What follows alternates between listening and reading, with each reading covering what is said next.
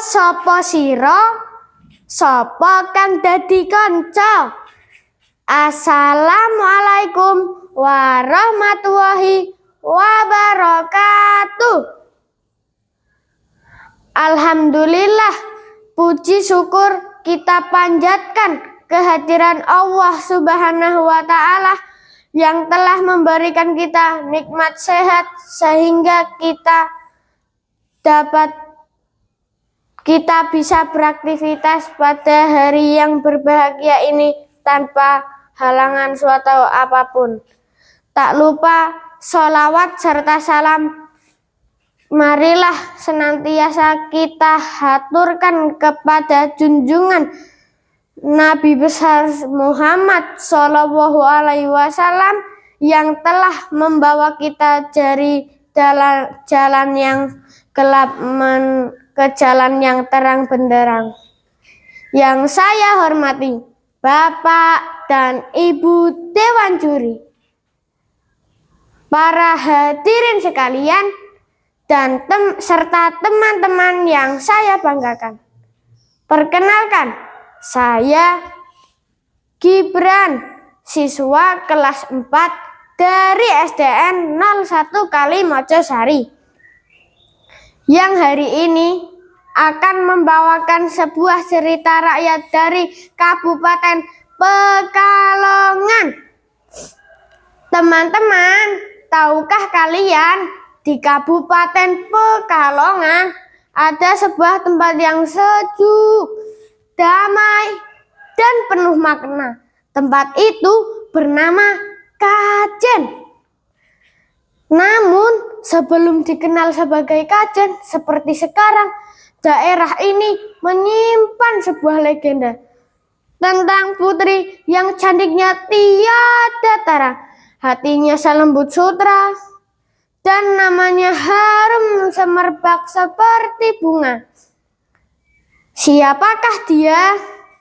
Inilah kisah legenda Putri Tanjung. Alkisah, pada zaman dahulu di sebuah wilayah yang masih berupa hutan belantara, hiduplah seorang putri bernama Putri Tanjung. Mengapa ia disebut Putri Tanjung? Karena kemanapun ia melangkah, tubuhnya memancarkan aroma harum seperti bunga Tanjung. Harum sekali, begitulah kata orang-orang yang bertemu dengannya.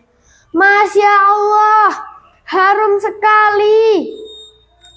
Benarkah itu Putri Tanjung? Bukan hanya cantik, tapi juga ramah.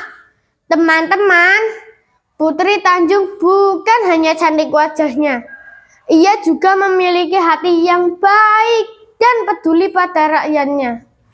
Pada suatu hari, Putri Tanjung berdiri memandang tanah yang retak-retak. Ia merasa sedih melihat daerahnya yang kering kerontang saat musim kemarau. Sawah tak bisa ditanami dan rakyat kesulitan mendapatkan air. Mengapa tanah ini begitu kering? Mengapa rakyatku harus menunggu hujan begitu lama? Putri Tanjung menunduk lalu berkata dengan tegas, "Aku tidak bisa tinggal diam. Rakyatku harus hidup sejahtera." Suatu hari Putri Tanjung berkata kepada rakyatnya dengan suara lembut namun tegas, "Wahai rakyatku, barang siapa yang mampu mengalirkan air dan membendung sungai demi kesejahteraan rakyatku, maka jika ia seorang laki-laki, ia akan menjadi pendamping hidupku." Berita itu pun tersebar luas sampai ke telinga para kesatria dan pemuda sakti. Para kesatria datang satu persatu. "Tenang saja Putri, dengan kesaktianku air pasti keluar." Banyak yang mencoba, ada yang menggali tanah hingga tangannya lecet.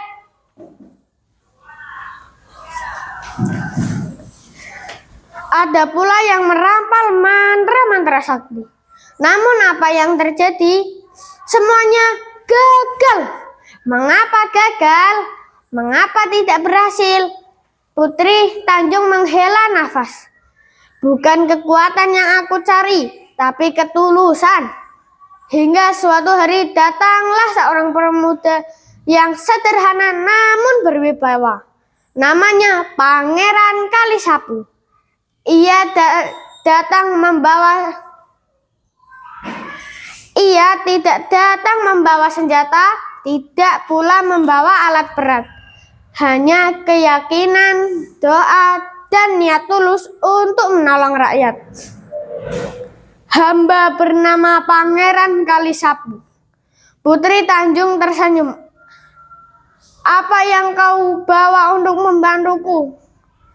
Pangeran Kalisapu tersenyum. Aku hanya membawa doa, niat baik, dan keinginan untuk menolong rakyat. Ia berdiri di tanah yang kering lalu memejamkan mata. Ya Allah, jika ini demi kebaikan banyak orang, izinkanlah air mengalir.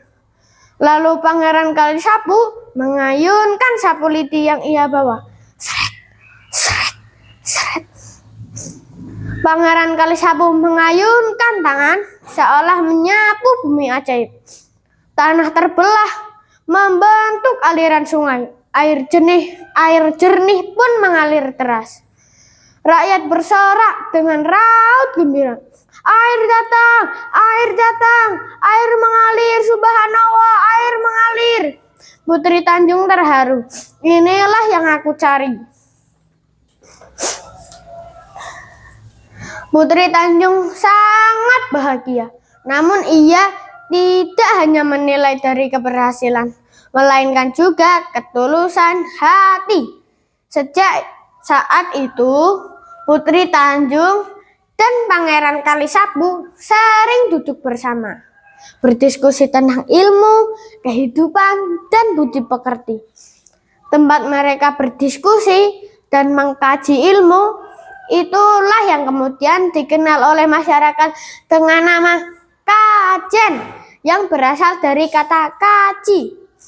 Teman-teman yang saya banggakan, menurut cerita rakyat yang berkembang di masyarakat Kabupaten Pekalongan, Putri Tanjung dan Pangeran Kalisapu akhirnya dipersatukan oleh ketulusan dan pengabdian untuk rakyat. Air mengalir, tanah menjadi subur, dan rakyat hidup sejahtera. Dari legenda Putri Tanjung, kita dapat mengambil amanat yang sangat berharga. 1. Jadilah seperti Putri Tanjung yang namanya harum bukan karena nama wanginya, melainkan karena kebaikan hati dan kepedulian kepada sesama. Kedua, teladanilah Pangeran Kalisapu yang bekerja bukan demi pujian, tetapi demi kesejahteraan orang banyak. Teman-teman, jika kita rajin belajar, berbuat baik, dan peduli pada lingkungan, maka nama kita pun akan dikenang seperti harum bunga Tanjung yang tak pernah pudar. Pergi ke kajen di pagi hari, tak lupa memakai batik Pekalongan. Demikian kisah legenda hari ini. Mohon maaf bila ada kata yang kurang berkenan. Terima kasih atas perhatian dari Bapak, Ibu, Dewan Juri, dan teman-teman semua. Wassalamualaikum warahmatullahi wabarakatuh.